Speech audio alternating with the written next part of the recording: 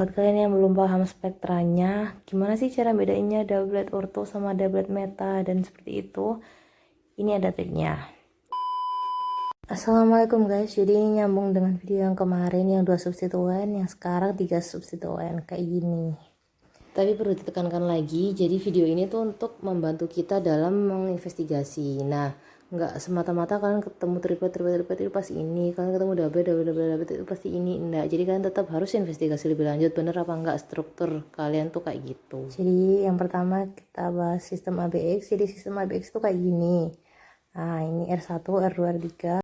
Nah, R1 nya itu posisinya di sini bersebelahan dengan R2, kemudian loncat 1 ke R3 kayak gini. Kira-kira gambaran ABX nya sama kayak gini juga kan. Ini R1 bersebelahan dengan R2, terus loncat 1, ini ada R3. Itu namanya sistem ABX. Seperti biasa kita gambar dulu hanya untuk mengetahui tetangga-tetangganya. Jadi kita nomorin dulu 1 2 3.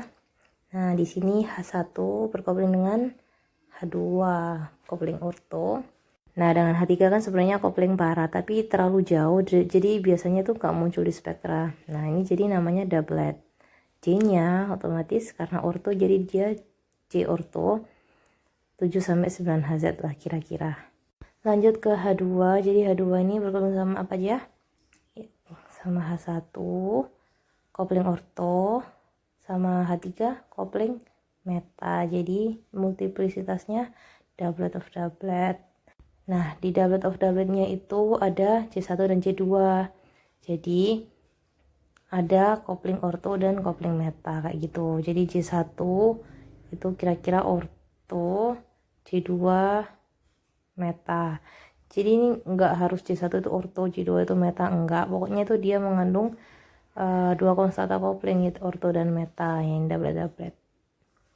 Kemudian lanjut ke H3, dia kan cuma berkopling dengan H2 kan ya, meta. Jadinya dia muncul doublet dengan konstanta kopling sekitar 2-5 atau kadang bisa 1,7-an sih sebenarnya. Nah, itu kopling meta kayak gitu. Ya, kalau misalnya kalian punya biasa dengan sistem ABX, diingat-ingat ini pasti ada sinyal doublet orto, ini doublet meta. Kemudian ada doublet of doublet kayak gini, dengan konstanta koplingnya diperhatikan ya, ada orto dan meta. Buat kalian yang belum paham spektranya, gimana sih cara bedainnya doublet orto sama doublet meta dan seperti itu, ini ada triknya. Jadi bukan trik sih sebenarnya, apa ya, supaya lebih paham aja sih. Jadi kalau misalnya nih aku gambarkan ini, yang kiri itu katakanlah doublet meta, nah yang paling kanan ini doublet orto.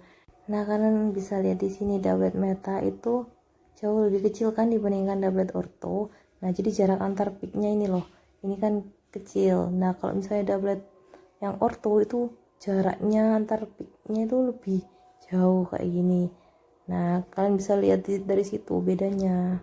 Jadi intinya kalau ABX itu ada doublet, doublet, dan doublet-doublet.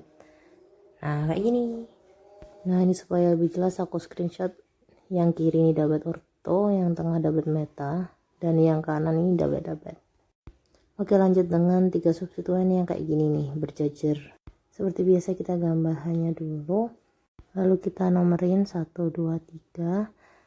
Seperti penjelasan di video sebelumnya, ini H2 karena dia kopling orto dengan H3 dan sama-sama kopling orto juga dengan H1, dia multiplisitasnya triplet.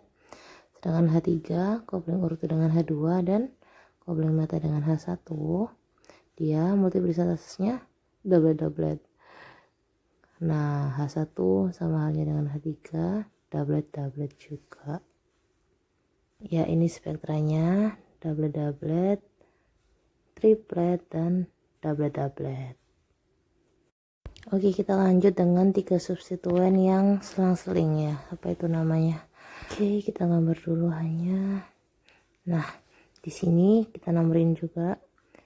Nah, ini H1 berkopling dengan H2 kopling meta, dengan H3 juga kopling meta. Jadi ya, multiplisitasnya triplet. Sama halnya juga H2 dengan H3 berkopling meta, H2 dengan H1 berkopling meta, jadi triplet. Ini sama juga. Nah, jadi triplet, triplet, triplet. Dan nah, tapi ini untuk yang R1 tidak sama dengan R2 dan tidak sama dengan R3. Kenapa? Nanti. Nah, ini aku ambil contoh struktur itu. Nah, jadi ya triplet, triplet, triplet. Biar lebih jelas ini aku screenshot juga. Nah, ini gimana contohnya kalau misalnya R-nya sama semua. Contohnya ini Cl semua ya. Ya, berarti kan semua hanya ini memiliki lingkungan kimia yang sama ya kan. Jadi ya munculnya sama. Sehingga protonnya akan muncul satu sinyal dengan integrasi ya 3H itu.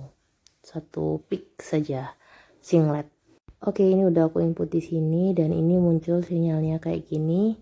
Nah, di sini kalian bisa lihat ada sinyal singlet. Kenapa? Karena ini H ini dan H ini memiliki lingkungan kimia yang sama. Jadi mereka itu jadi muncul jadi satu peak aja kayak gitu.